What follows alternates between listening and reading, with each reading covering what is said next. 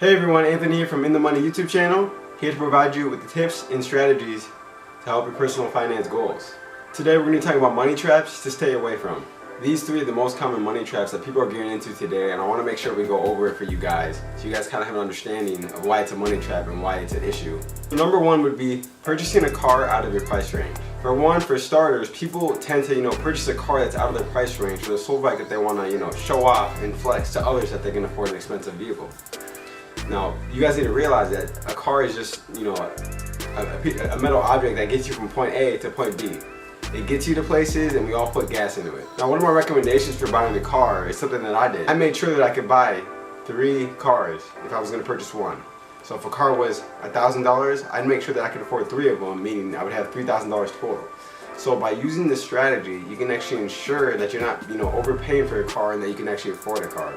It's a little trick that I developed, as I was, getting older and kind of realizing that I had to take care of, many of the obligations financially for myself. Number 2 would be purchasing a house or an apartment that's out of your budget or price range. With purchasing a house or an apartment, you also have to consider the other, essentials that you're gonna need for your house. So that's paying electrical, other add-ons like cable, internet, Wi-Fi, things like that. Now these things are also going to be, I put these part of my housing and apartment expenses because that's what they truly are.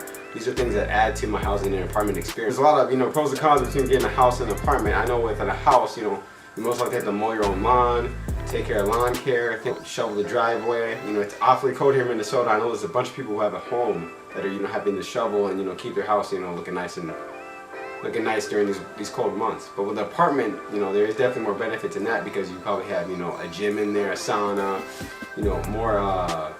more amenities that you can use. So at the end of the day, you gotta pick one that is best for you. But make sure you're not, going out of your price range just to show off that you can afford a luxurious house or apartment. A lot of people with number 1 and 2 is they try to live a rich and elegant lifestyle, but all that's doing is just making you broke. If you just stop with that mindset of just trying to, show off and flex and actually, live within your means, you actually realize that you'll be able to, save more money. And the third money trap would be to spending too much money when you're out. Whether you are partying, shopping, or just going out to a sporting event, when you're spending too much time going out and going to events, you automatically put yourself in a position where you're not at home eating. You're gonna have to spend money at these events.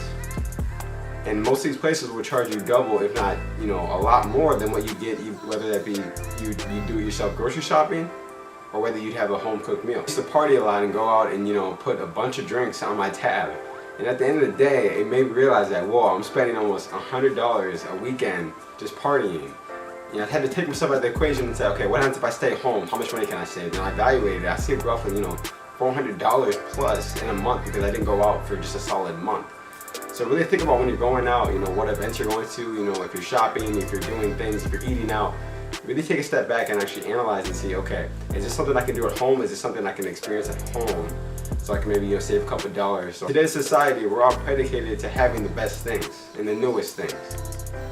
This can be both good and bad. Yes, we want new technology, new appliances, things like that. But you also don't need, the new luxurious car. You don't need the new and luxurious home or apartment. These are things that you can, save, a lot of money on if you just live within your means and just scale back a little bit and actually appreciate the things you already have. That mentality of wanting the best things and the newest things needs to stop, because at the end of the day, you're putting yourself at financial risk. Those are the 3 most common money traps that I see. I hope you guys enjoyed the video. Please like, subscribe, and comment below for feedback. I would love to have some feedback from you guys and letting me know how I can improve my videos, how I can improve, giving you this financial information. I'm also starting to even incorporate more mindset videos into In the Money. I want to kind of broaden my range of, helping you guys expand your, your awareness, your financial abilities, things like that. And I'm Anthony. Have a good one. Stay in the money.